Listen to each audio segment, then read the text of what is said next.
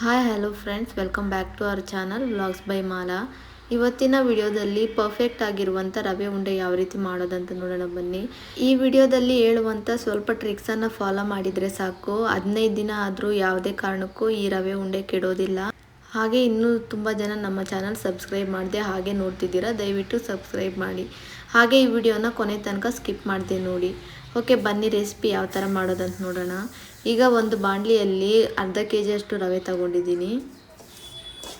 ಇದನ್ನು ಮೀಡಿಯಮ್ ಫ್ಲೇಮ್ನಲ್ಲಿ ಒಂದು 10 ನಿಮಿಷ ಚೆನ್ನಾಗಿ ಹುರ್ಕೋಬೇಕು. ಈ ರವೆ ಹುರಿಯೋದ್ರಲ್ಲಿನೇ ರವೆ ಉಂಡೆ ಟೇಸ್ಟ್ ಅನ್ನೋದು ಡಿಪೆಂಡ್ ಆಗಿರುತ್ತೆ. ಮೊದಲೆಲ್ಲ ಏನಾದರೂ ಮನೆಯಲ್ಲಿ ಫೆಸ್ಟಿವಲ್ ಅಥವಾ ಏನಾದರೂ ಫಂಕ್ಷನ್ಸ್ ಅಂತ ಇದ್ದರೆ, ಮ್ಯಾರೇಜ್ ಅಥವಾ ಯಾರಾದರೂ ಪ್ಯೂಬರ್ಟಿ ಫಂಕ್ಷನ್ ಆ ಥರ ಇದ್ದರೆ 2-3 ದಿನ ಅದೇ ಕೆಲಸವಾಗಿ ನಮ್ಮ ರಿಲೇಟಿವ್ಸ್ ಎಲ್ಲರೂ ಹಾಗೆ ಪಕ್ಕ ಮನೆಯಲ್ಲಿರೋರು ಎಲ್ಲರೂ ಸೇರಿ ಈ ಥರ ರವೆ ಉಂಡೆ ಅಂತೆ, ಎಳ್ಳುಂಡೆ, ಕಡಲೆ ಬೀಜದ ಉಂಡೆ ಎಲ್ಲ ಮಾಡ್ತಿದ್ರು. ಬಟ್ ಇವಾಗೆಲ್ಲ ರೆಡಿಮೇಡ್ ಸಿಗುತ್ತೆ ಅಂಥೇಳಿ ಯಾವುದೇ ತರಹದ ನಾವು ಮನೇಲಿ ಮಾಡೋದಕ್ಕೆ ಇಷ್ಟಪಡೋದಿಲ್ಲ. ಟೈಮ್ ಸೇವ್ ಆಗುತ್ತೆ. ಹಾಗೆಯೇ ಯಾರು ಅಷ್ಟೊಂದೆಲ್ಲ ಕಷ್ಟ ಇಟ್ಕೊಳ್ಳೋರು, ನಮಗೆ ಹೆಂಗಿದ್ರು ಅಂಗಡಿಗಳಲ್ಲಿ ಸಿಗುತ್ತೆ ಅಂತ ತಂದು ಮಾಡ್ಕೋತೀವಿ. ಆಗೆಲ್ಲನೂ ಆ ರೆಸಿಪಿ ಮಾಡೋ ಒಂದು ಹ್ಯಾಪಿನೆಸ್ಸೇ ಬೇರೆ. ಎಲ್ಲರೂ ಸೇರಿ ಮಾಡೋವಾಗ ಮಾತುಕತೆ ಮತ್ತು ಹರಟೆ ಅದೆಲ್ಲ ನಮಗೆ ಸಿಗೋದಿಲ್ಲ. ಎಷ್ಟು ದುಡ್ಡು ಕೊಟ್ಟರು ನಮಗೆ ಅದೆಲ್ಲ ಮತ್ತೆ ಸಿಗೋದಿಲ್ಲ. ನೋಡಿ, ರವೆ ಈ ಥರ ಹುರ್ಕೋಬೇಕು. ಎಷ್ಟೊಂದು ಕಲರ್ ಚೇಂಜ್ ಆಗಿದೆ, ನಿಮಗೆ ಗೊತ್ತಾಗ್ತಿದೆ ಅಲ್ವಾ, ಗೋಲ್ಡನ್ ಬ್ರೌನ್ ಕಲರ್ ಆಗಿದೆ. ಈಗ ಈ ಹುರಿದಿರೋ ರವೆನ ತೆಗೆದು ಪಕ್ಕಕ್ಕೆ ಇಟ್ಬಿಡೋಣ. ನೋಡಿ, ಇನ್ನೊಂದು ಪಾತ್ರೆಗೆ ಟ್ರಾನ್ಸ್ಫರ್ ಮಾಡ್ಕೊಳ್ತಿದ್ದೀನಿ. ಈ ರವೆ ಬಿಸಿಯಾಗಿ ಹಾಗೆ ಇರಬೇಕು ಅನ್ನೋದ್ರಿಂದ ಒಂದು ಪ್ಲೇಟ್ ಸಹ ಅದ್ರ ಮೇಲೆ ಕ್ಲೋಸ್ ಮಾಡೋಣ. ಈಗ ಇನ್ನೊಂದು ಪಾತ್ರೆಯಲ್ಲಿ ಹಾಲು ಕಾಯೋದಕ್ಕೆ ಇಟ್ಬಿಡೋಣ. ಇಲ್ಲಿ ನಾನು ಒಂದು 200 ml ಹಾಲು ತಗೊಂಡಿದ್ದೀನಿ. ಹಾಗೆ ಆವಾಗಲೇ ರವೆ ಬೇಯಿಸಿದ್ವಲ್ಲ ಅದೇ ಬಾಣಲಿಯಲ್ಲಿ ಸೇಮ್ ಅಳತೆ ಅಂದರೆ 1 ಕಪ್ಪಷ್ಟು ರವೆ ತಗೊಂಡ್ರೆ ನಾವು ಇಲ್ಲಿ ಕೊಬ್ಬರಿ ತುರಿ ಸಹ 1 ಕಪ್ಪಷ್ಟು ತಗೊಂಡಿದ್ದೀನಿ.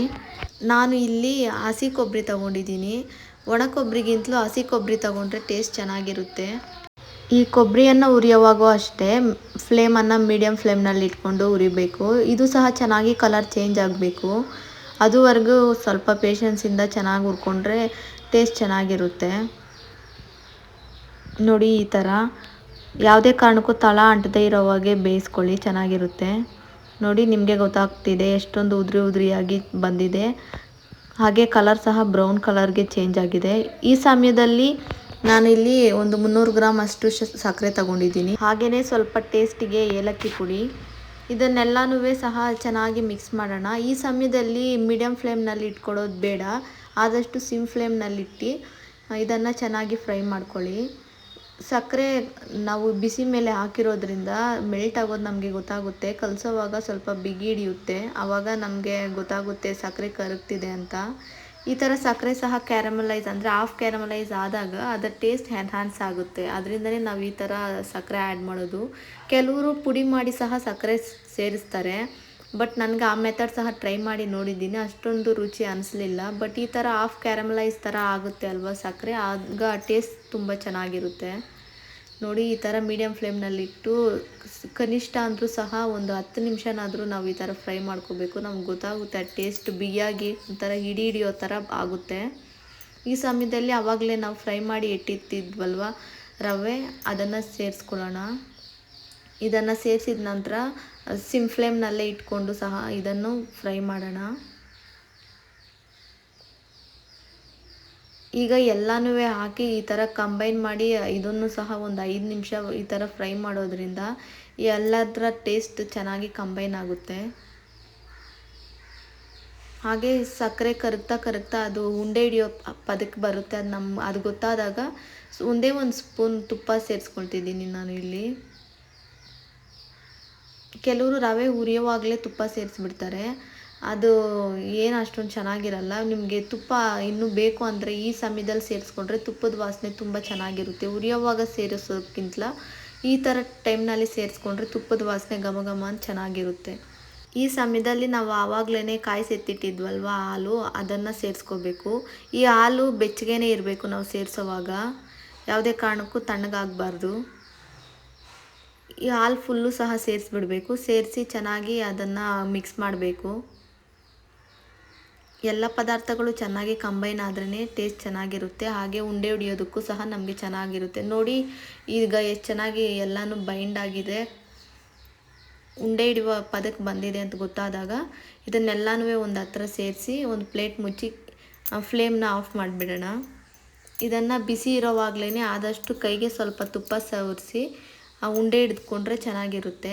ಆರೋದ ನಂತರ ಉಂಡೆ ಹಿಡಿದ್ರೆ ಪುಡಿ ಪುಡಿಯಾಗಿ ಉದುರೋಗುತ್ತೆ, ಅಷ್ಟೊಂದು ಚೆನ್ನಾಗಿರಲ್ಲ. ಉಂಡೆ ನಮಗೆ ಬೇಕು ಅನ್ನೋದ್ರಿಂದ ನಾವು ಸ್ವಲ್ಪ ಬಿಸಿ ಇರೋವಾಗಲೇ ಉಂಡೆ ಕಟ್ಕೊಂಡ್ರೆ ಚೆನ್ನಾಗಿರುತ್ತೆ. ನೋಡಿ ಈ ಥರ ಉಂಡೆ ಕಟ್ಟಬೇಕು.